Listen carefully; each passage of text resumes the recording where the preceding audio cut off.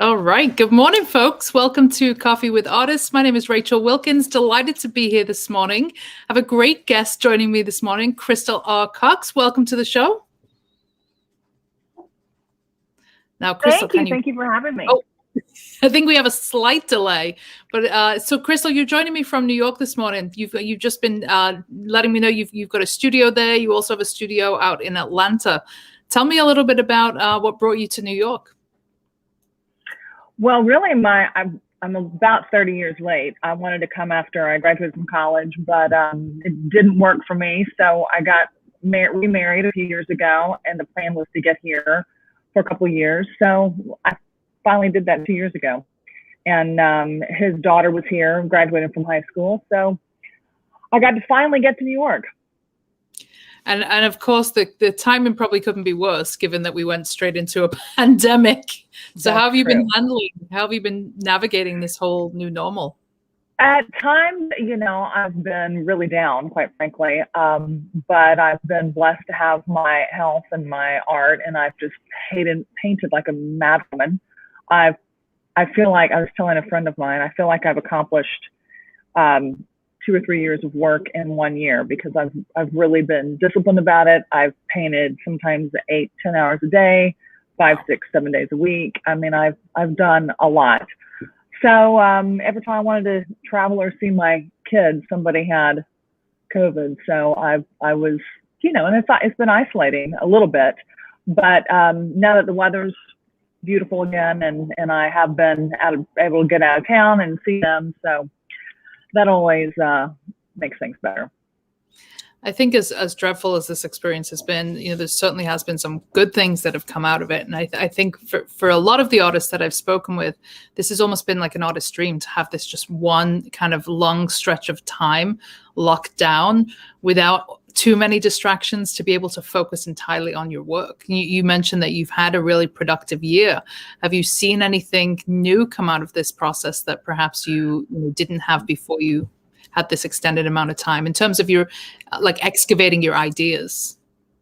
Yes, absolutely. And in the past, you're right, I've actually, personally, things have been chaotic just because of COVID, but professionally, I've probably had the best year I've ever had. I probably sold more work.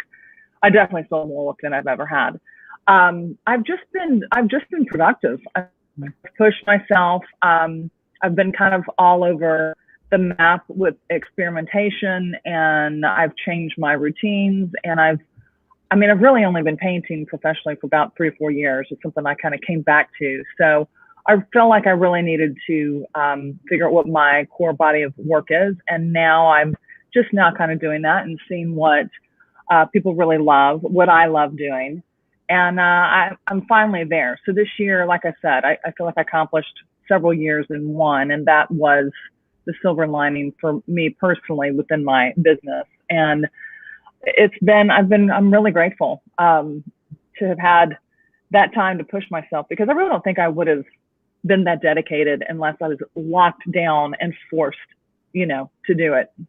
Yeah. Do you feel, and I've found this with quite a few people, and maybe this might not be as apparent with you because it is such a short space of time, but have you noticed geographical changes when you're in different locations? Does your work translate differently?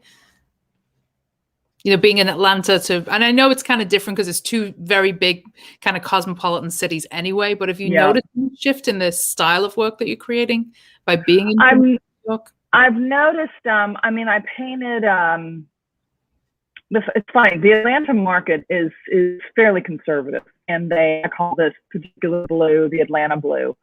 And the designers there seem to, they don't want a lot of color. They want more neutral things, and they want their work to stick out. And but I'm blessed to be working with several, and that's been great for my business. But they say they want color, but when it comes down to it, they want gray, they want muted tones, and then I've slowly been getting into the market in Florida.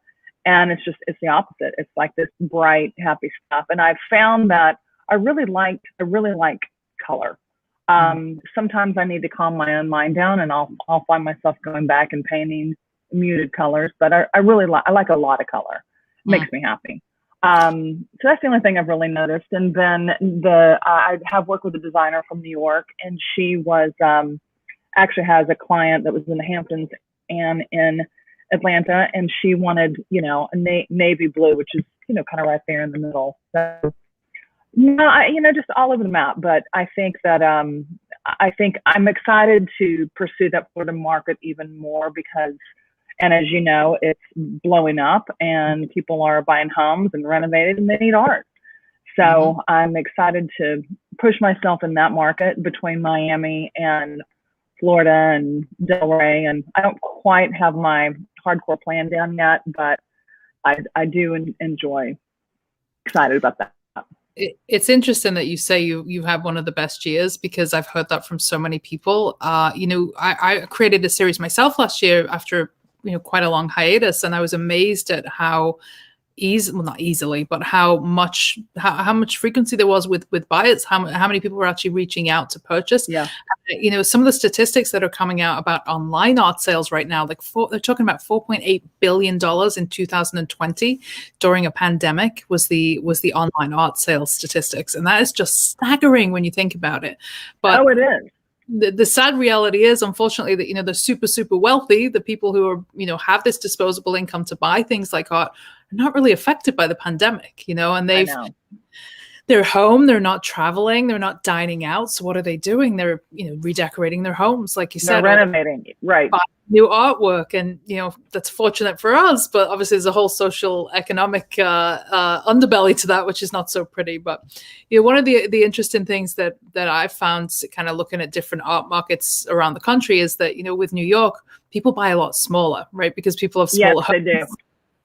How have you been able to kind of shift your style into these smaller pieces for this particular market? Well, it's funny because that definitely is something I've noticed, and people might want to buy multiples or two of something. I have, in fact, I have a client that bought something for his New York apartment. It wouldn't fit. It's still here, and he's thinking he's going to get to Florida, and so it's still hanging, and he's paid for it. But he's like, it just doesn't fit. I like working big. And going forward, I think I'll continue to do that. But with the smaller, I'm actually a different facet of my business that I'm going to do from this pandemic is I'm really going to go into a sophisticated level of print. Everything from I've done well. It was kind of an accident with some hand embellished prints. And then I'm looking at doing that, some limited edition signed and some open edition pieces. And I think that would be great for the New York market. And the price points, to keep things under $1,000. And some of my daughter's friends, they're in their 20s, they're about to graduate, and they want to buy a piece of art, and they love my Vogue series, but they can't afford the big pieces. So I'm looking at doing some small 20 by 20s for that market. And I've got most of the people that follow me, are female. And sometimes I've found that people are now asking me with graduation and things coming up, they want to buy a small little something for their daughter's first apartment, or, so I have been looking at that. It's again, something I'm trying to get moved and settled, and then I'm going to really explode that. And I think that's really smart because, one of the things that is really, I think, shifting over the last couple of years is, the art world is becoming more democratic, and, the artists that kind of that are doing really well are appealing to different budgets. They're taking that elitist kind of nature out of the art world and saying, here's something that it is, has the hand of the artist in it. It is hand embellished, but it's in a price bracket that is attainable for maybe a younger collector or somebody who's not necessarily familiar with purchasing art. So I think you're really getting ahead of the curve there. I think we're going to see more of that. So I want to go way back. So tell me about kind of your early days. Were you always somebody that was creative? Did you have this talent, this gift when you were younger? And if so, was it nurtured by those around you? I have always been very creative. My mom was an interior designer and artist.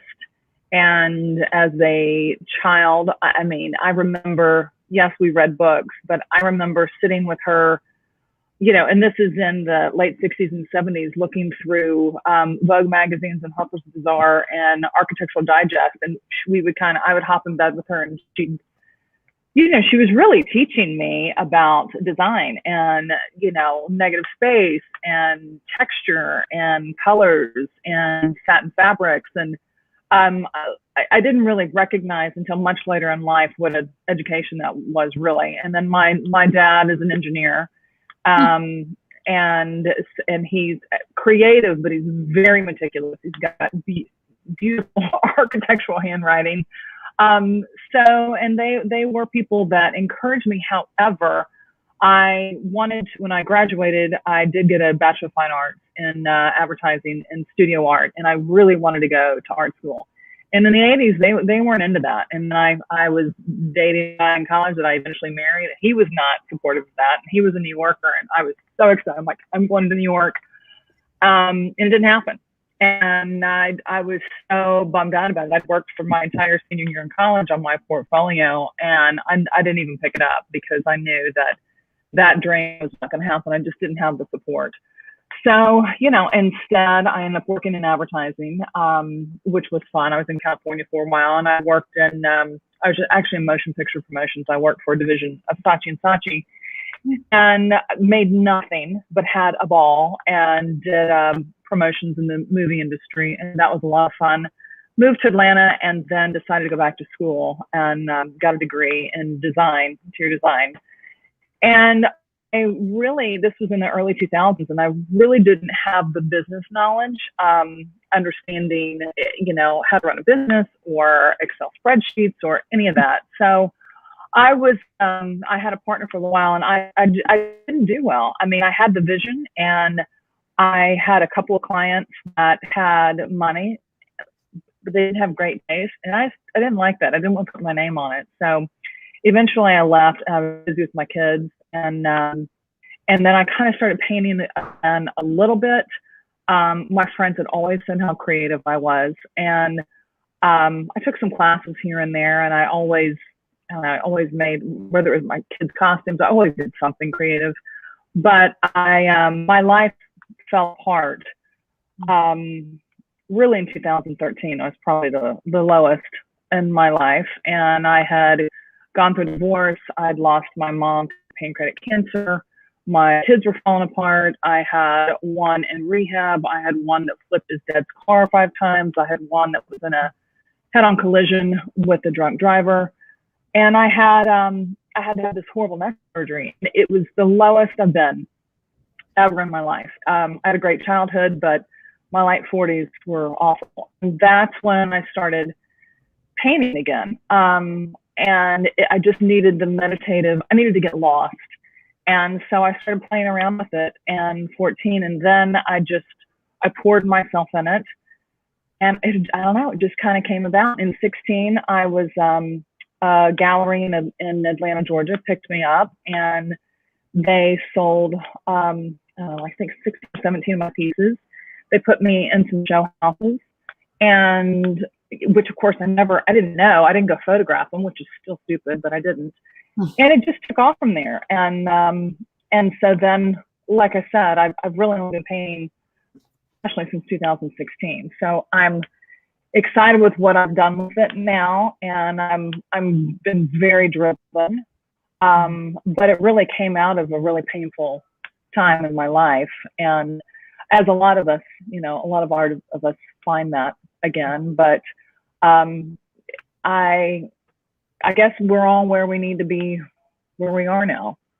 So I guess that's what was meant to be. And my kids are in a great place now, and so that's kind of how I turned into a professional artist. Kind of accidental, I guess. Or not, if you believe in something. Or not. That's true. So that's true. You talk about like kind of, a double whammy of hardship, not just the emotional hardship of what you went through with your divorce, and obviously your children. I can't imagine how helpless you feel when your kids are going through something like that. I don't have kids myself, but I can't imagine, what that emotion is like for anybody who's a parent. I'm sure that is incredibly painful. Awful. to go through.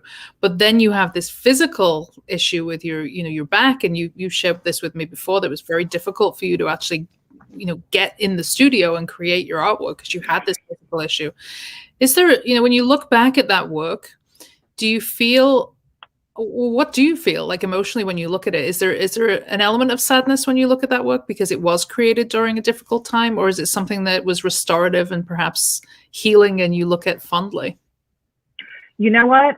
I don't look at it sadly at all. I am looking back on it. I can't believe really what I've been through. That's not my story anymore, but I did have this awful, brutal neck surgery that I waited too long to have. I had it in 2014. I had a 14-inch incision down the back of my head. I had 50 staples. I was in spinal cord rehab at Mount Sinai for weeks. I was in a wheelchair. It was hell. But I'm a fighter, and I look at my work now, and I don't see any sadness.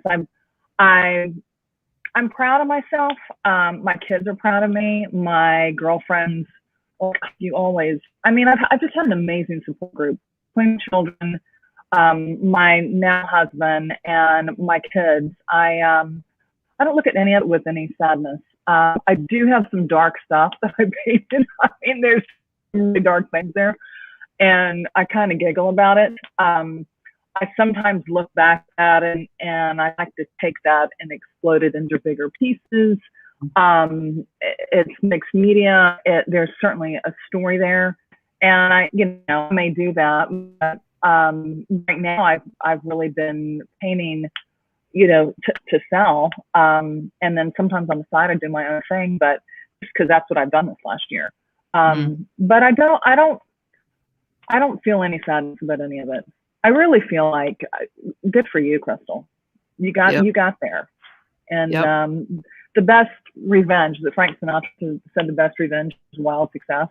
I wouldn't say I'm wildly successful, but I've gotten to the other side, and I'll be damned if I'm gonna let that stuff take me down. Mm-hmm. It's interesting. I'm feisty. I'm very feisty. You're definitely feisty. You're a powerhouse. You're a strong woman, which is, I'm sure, a huge inspiration to your kids today. I was thinking about just go ahead. I'm sorry. Finish your thought. No, I just want to say thank you. I appreciate it. I love women. I think that there's so many. I just admire. There's single moms out there that are blessed in their butts and have a career, and my God, they're homeschooling their kids, and I think women are incredible, and we push through, and you get to the other side, and you just do what you got to do. Mm-hmm. I found that with a lot of my friends, people I've recently met. I admire the community of women supporting women. Yep. No offense to the men out there, because there's just some incredible. Not at all. I am not incredible. A man by any stretch of the imagination. But maybe we should give women a little bit more control. Maybe we might have a more peaceful world. Maybe if our leaders, there was more diversity up there, I think we'd have a more compassionate governing, to say the least. It's women are different. We're different in terms of how I think just the community aspect, like you said, I think when you get a group of men together, there's a lot of competition. There's a lot of kind of elbowing your way to the top. Whereas I do think women, when we come together and we, work together to build things, we do all rise together. And I think, especially in the art world, there's been this idea and this stigma about competition, like we're all in competition with each other, which really is nonsense, because no two artists' work are the same, first of all, right? No two artists, vision or just how they represent themselves creatively is the same. So why should we be in competition? We should back together and rise together. Right. How important has community been for you in the art world? Because you talked about a little bit about isolation being in New York. Have you been able to find that kind of throughout your career, and how important has it been for you?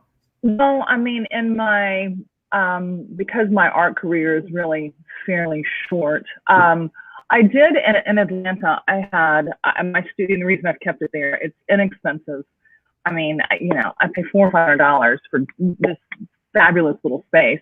But I've got several people in the artists that are in there with me. When I'm there, we have a lot of fun, and we play off of each other, and we celebrate each other's victories, and we get excited. Two of them are photographers. I get excited for them when they sell something.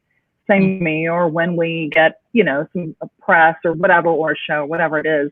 I have missed that. Being an artist is a very, especially for me in New York. I've been by myself. My studio's in my home. But I have missed that community, but I've had it, and I know I'll eventually get to that again. It's just been a year, and I've had a lot of phone calls and Zoom calls with friends, with clients on commissions. So that's how I guess I've stayed in touch with, quote, my community, is really by video conferencing and phone calls. I've been pretty consistent with that, but within New York, I definitely don't have that at all. It's funny. It can be such it's such an exciting and exhilarating place, but it can be incredibly isolating. You're on this island with 15 million people, but you very rarely see the same person twice, right? Let's be realistic. Right. And it can feel very isolating. I can recall times being in New York and feeling very alone, and that, and people think, oh, everything's so glamorous, and, you have all of this, socializing and everything else, but it can also be quite an isolating and quite a lonely place. Right. Well, the last year and a half, it's been a year now this week, to not be able to go to museums or exhibits or shows that's part of what I wanted to have in New York. And I have had, we all get inspiration from anything we see. I'm like a sponge. I want to see everything.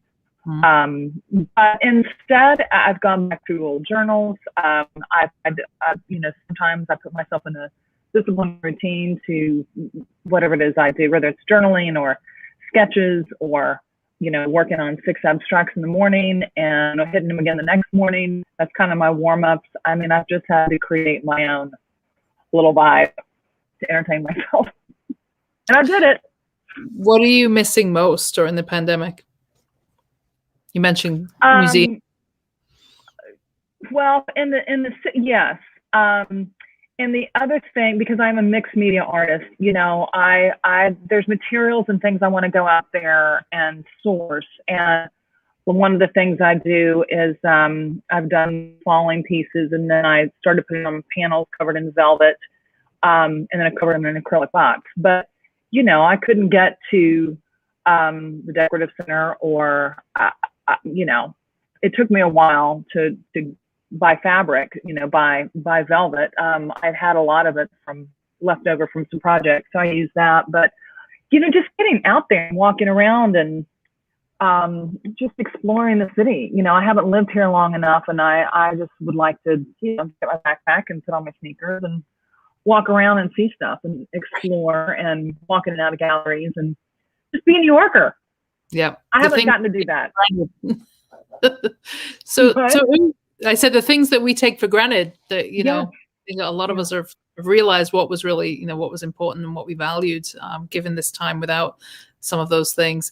So who are your heroes? Who are your kind of art heroes? Is there anybody that you've particularly been inspired by?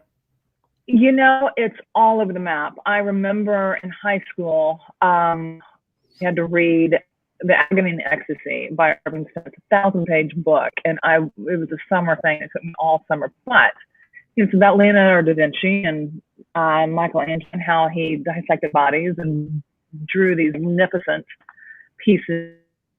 And I've always fascinated with that and that era, the Italian Renaissance period.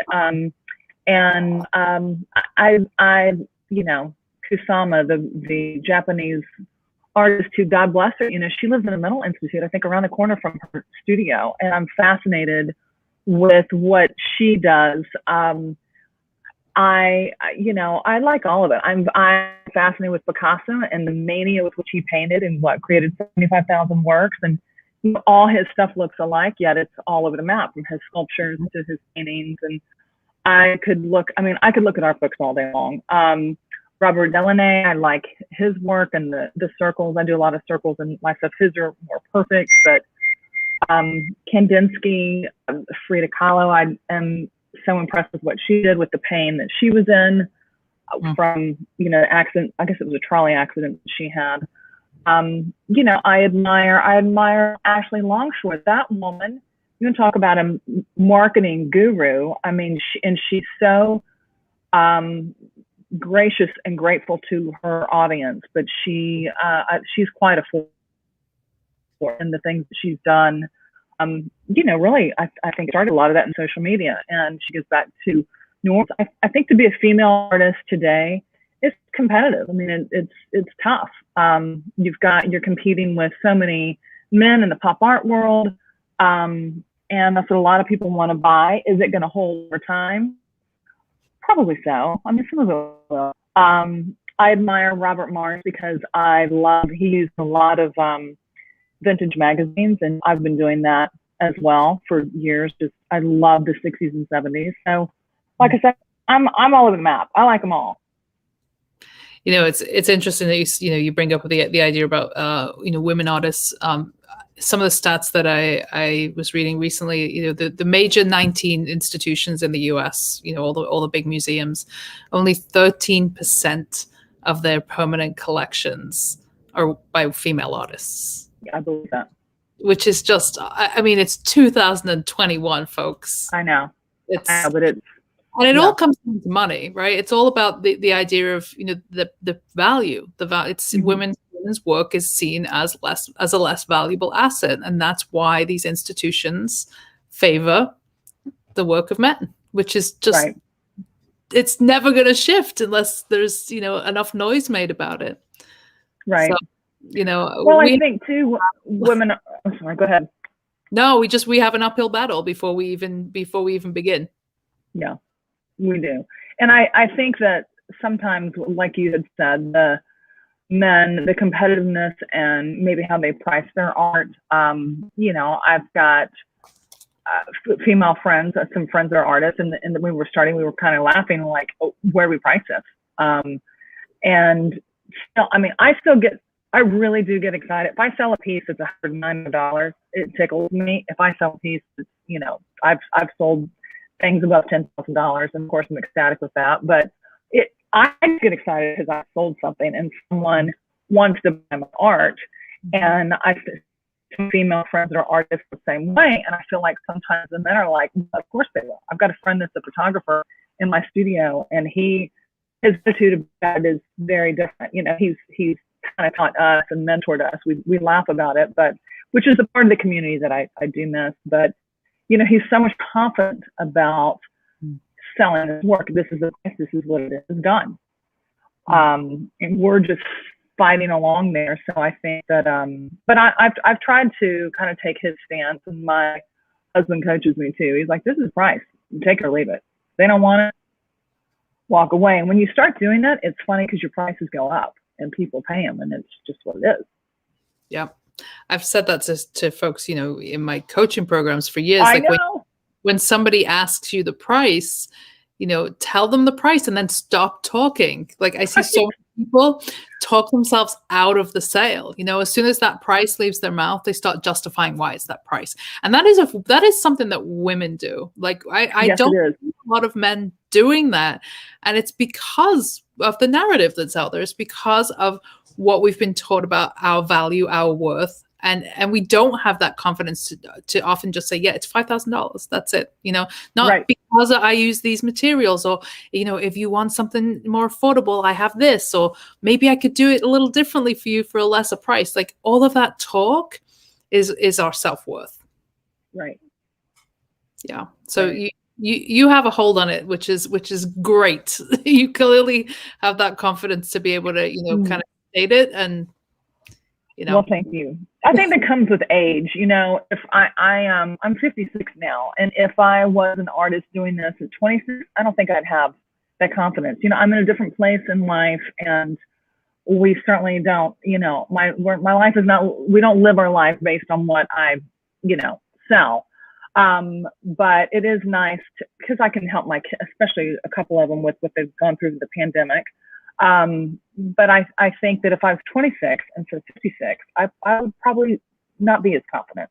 Mm-hmm. I'd be scrapping and scraping away as you got to be that starving artist. And you're just so excited to sell anything, I'm sure. What would you say to that 26-year-old today? I would say paint your brains out. Paint all day long. Paint every free hour you've got, and most likely that I just think that you're still so young at that age, and if you have or have not been to art school, which I guess technically I've got an art degree, but the only thing I really learned from that art degree, I think, is I did learn about texture, negative space. I learned about, archivally materials to use. But you have to paint on your own and paint and draw. And the more you do, the more you evolve. And if that 26-year-old will stick to it, what he or she is going to be at 32 or 35, it's going to be a completely different artist. And that's what I would tell them. You got to do the side hustle. Maybe you have to work as a bartender or a waitress or in retail or whatever and paint. And if they're passionate about it, you got to work your ass off. And it's just the way it is, because somebody else is going to work harder. Yep. And I think there's been this notion in the art world, particularly, and really any creative arts, that you don't kind of sell out, right? You wait for that opportunity to come and land in your lap. And you and I know that just doesn't exist, right? It exists for the uber elite, who've got probably trust funds, or parents know somebody on the board of the museum, but it doesn't exist. Like, you have to grind, you have to have grit, you have to be okay with rejection, and you have to continue and, get back on the horse, as they say. Like, you have to fail frequently, and be, have enough grit and resilience to be able to go forward no matter what. Right. And there are a lot of, there's a lot of kids with, and I'm sure you see it too, that I see, and I follow some of these younger artists that are, and they're 23, 24, 25.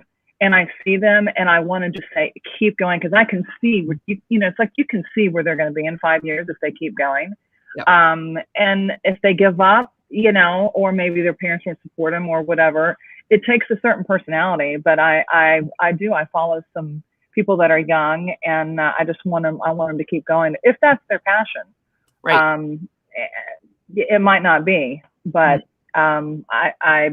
I wanted to be, another thing I wanted to do on my list is an art teacher. And if I ever get, settled where I feel like I have roots again, whether it's here or Florida or whatever, I would love to teach art classes to some underprivileged kids, because I just think it would be, fun for me.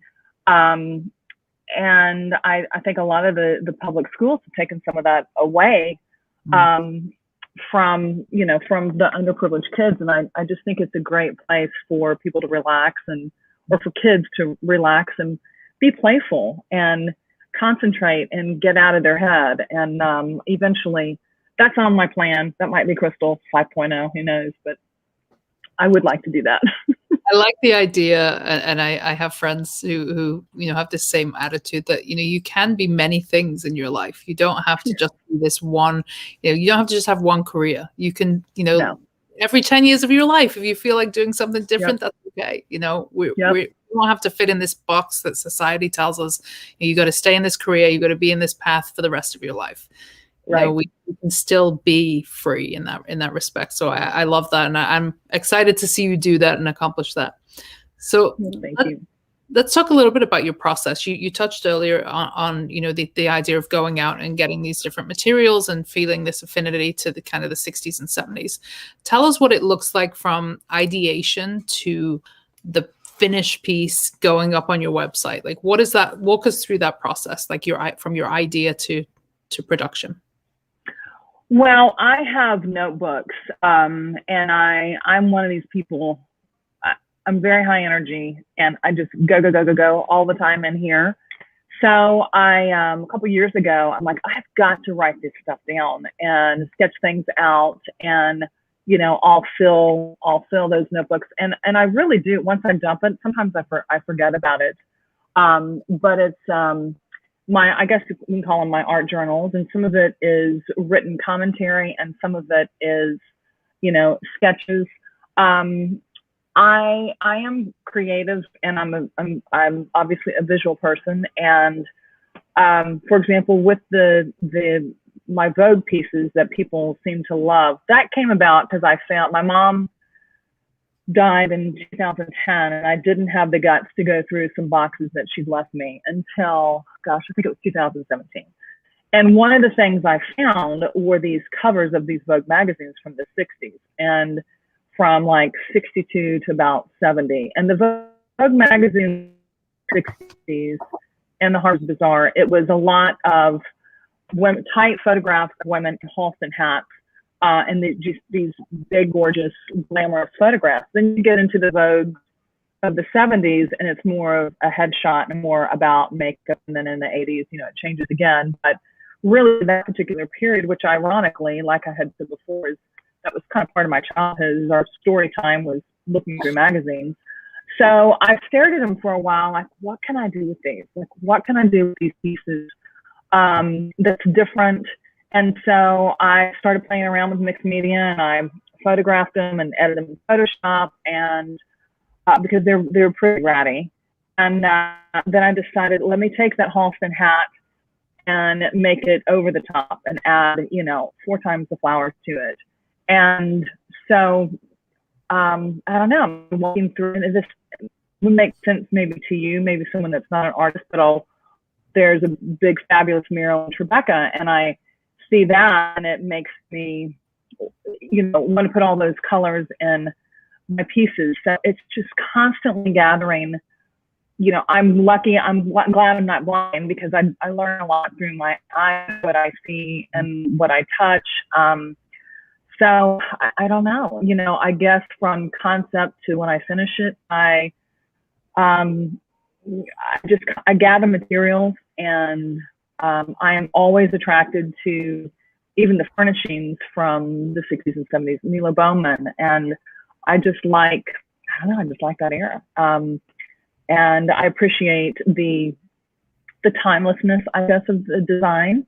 And then, of course, a lot of that, you know, is coming back now. Right now, supposedly, the trend for this next, you know, year is the 70s. Well, I feel like we came out of, you know, some stuff with the 60s. Like, it always comes back. So I gather materials, whether it's satin ribbon or velvet, tactile, I don't know. And then I just start putting it together. I started using gold. I'd seen the Klimt piece, I don't know where it was. And I don't know, I think I took a class or something online on art history, or I did a master class, and I don't remember what it was, quite frankly, but the Byzantine embellishment. And I thought, okay, so I want to put some jewelry in my pieces. So I started playing with adding the 24 karat gold, and I tried the imitation gold. I didn't like how it looked, and that was challenging just to work with that particular material, or resin, just to work with that particular material. So I don't know if I'm answering your question, but, you know, I know I'm all over the map, but that's just kind of how I am. I'm all over the map all the time. You know, I gather. I'm a hunter and a gatherer. A modern day hunter-gatherer. You know, that time period that you're talking about is just, I think so many of us as creatives just grab onto that. Like, I think about the Bauhaus and Frank Lloyd Wright and all just the amazing architecture and artwork and design, functional design that came out of that period was just, you know, there hasn't really been anything like that. No, there hasn't. There really hasn't. The other thing that I started buying after that was Playboy magazines from the 60s, because what was fascinating to me about those women, and I've done some pieces with that, you know, I've gotten some grief from women about it, but if they'll listen to me and my explanation for it, I think they would be appreciative of it. But the women in the 60s that were on the cover of these magazines, they weren't too sexy, wasn't a lot of skin, they were voluptuous, their lips were not pumped up with filler, they didn't have eyelashes. Well, in the 60s they did wear, you know, those thick eyelashes, but it's just a different look. And the Playboys, they had to have, they were all shot with the Playboy image someplace, or that was a bathing suit or whatever. But what's fascinating about it is what's inside those magazines and the articles that are written, and, you know, the civil rights stuff that was going on during that time. And, you know, Malcolm X was interviewed, and Muhammad Ali, and Frank Sinatra did an interview about how he had to protect Sammy Davis Jr. And he's like, you know, we're making you money in Vegas. He needs to stay in the same hotels that we stay in.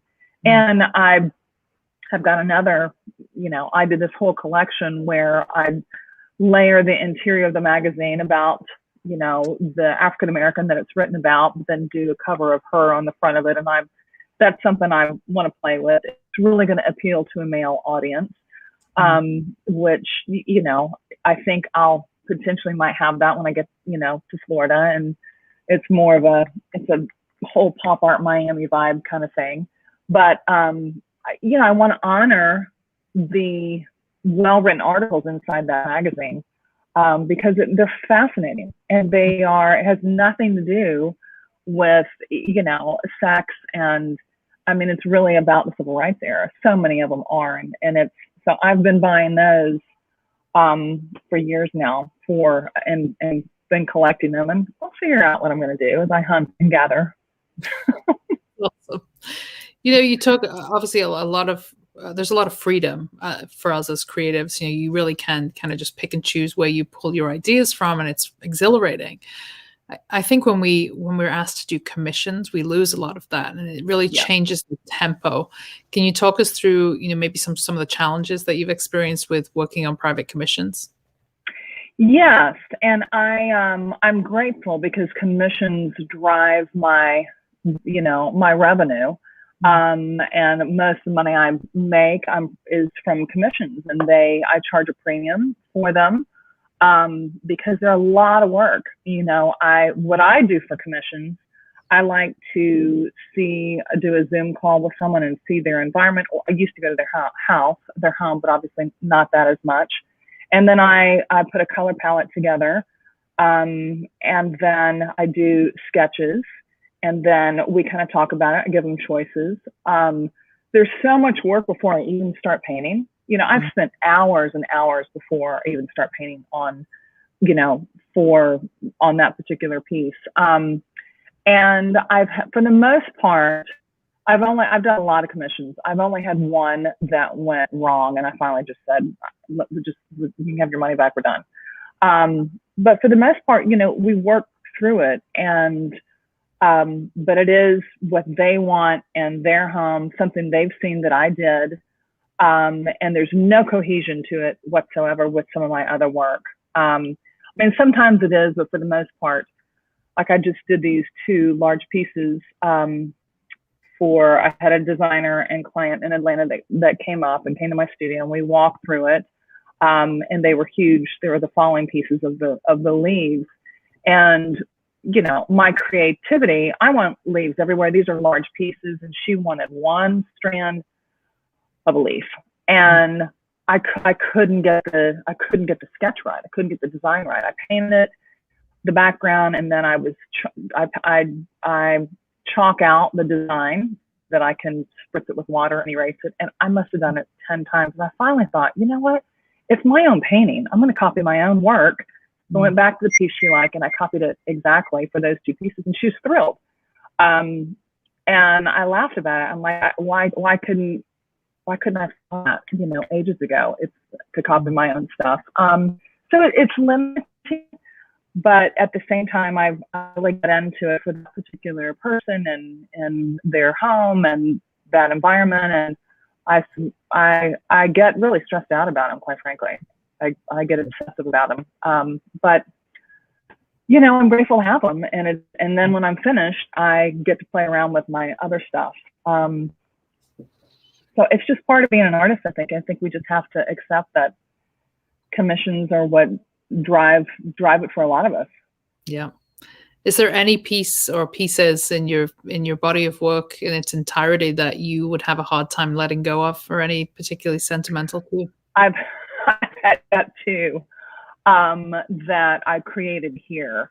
One, and the funny thing is, I've had several offers on it, and I just keep saying no. One is a piece called Springtime in Tribeca, which was influenced by me walking. We had I think it was right after I'd gotten here, or the spring after we'd gotten here, and I was looking through the chain link fences at this mural, and the kids were playing basketball, and it was just like all this, and they were all in different colored, hoodies, and they were all like 12.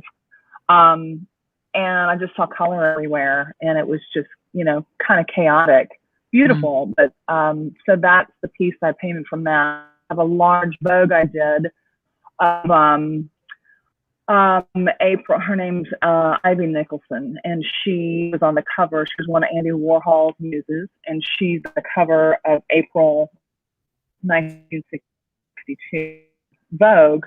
And I painted that piece, and I've got a number on it. If someone wants to pay me for it, they can have it. But until I get that number, it's not going anywhere. And I want to do more of it. That's probably my favorite thing to do.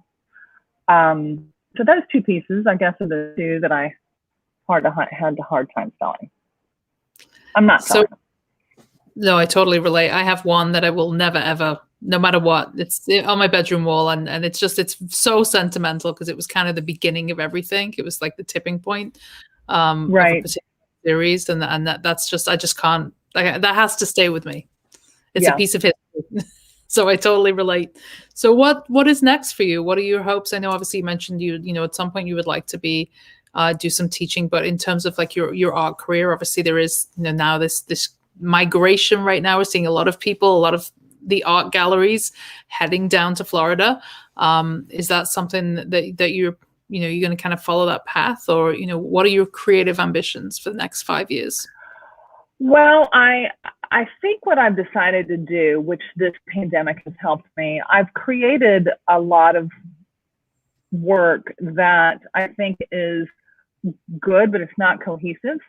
And so I'm going to work on, I've actually already started, of doing high quality photographs of that. I'm going to turn that into the print series. What I really would like to focus on, and I think Miami and Florida and Palm Beach and Delray and all that is great for it, as I really want to explode my vintage magazine mixed media pieces, because really the 60s stuff, the Playboy pieces, and then the Vogues, I love doing them. I mean, my dream project would be for Vogue magazine to call and say, oh, we want 6 of those. And you can have access to all of our archives. We do these 6 massive paintings. That would be, a dream.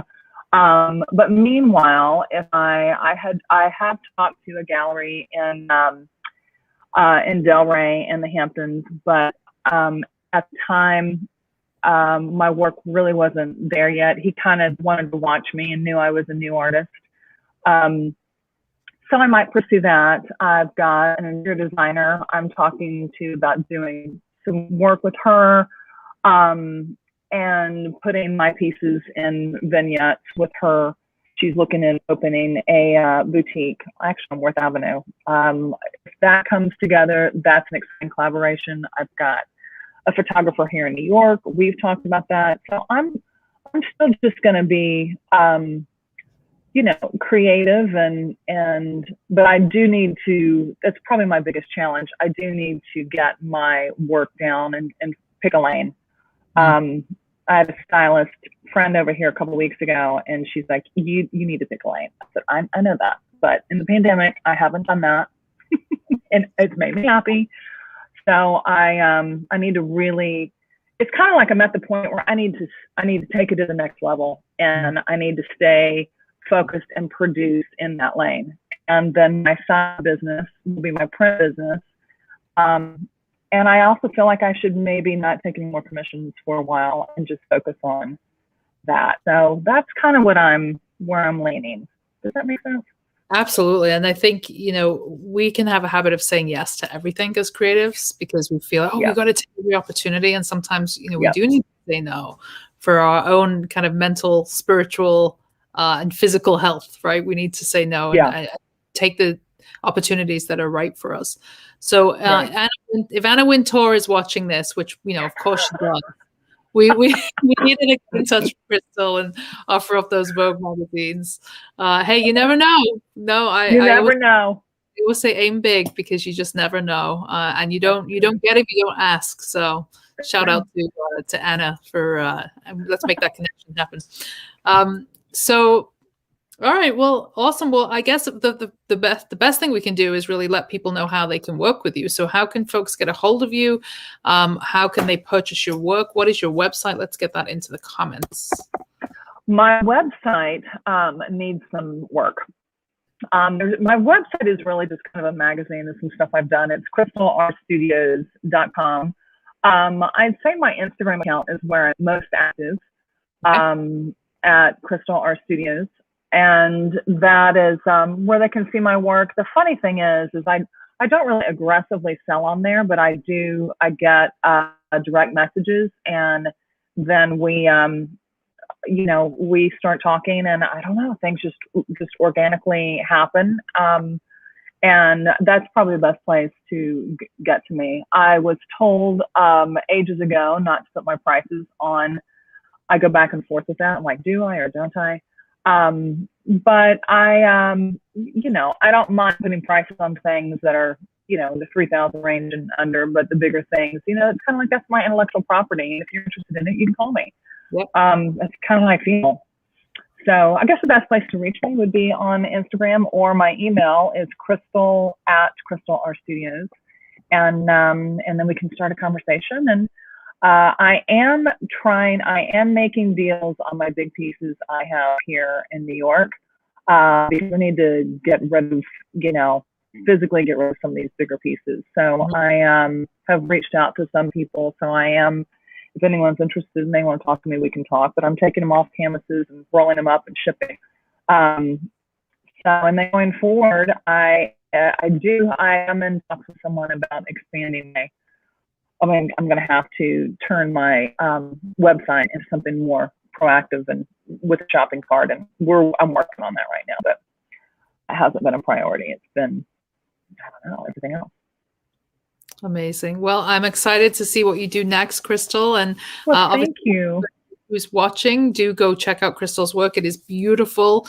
Reach out to her, make a deal, get some artwork in your home. And Crystal, thank you so much for spending this time with me this morning. It's been great. Thank you. Gracious time. I appreciate it. Absolutely. All right, folks, that has been Coffee with Artists. We will be back again next Friday, same time, 11 a.m. Rachel Wilkins reminding you to stay creative and curious, folks. That's it from us for today. Thanks. Okay. Thank you. Bye.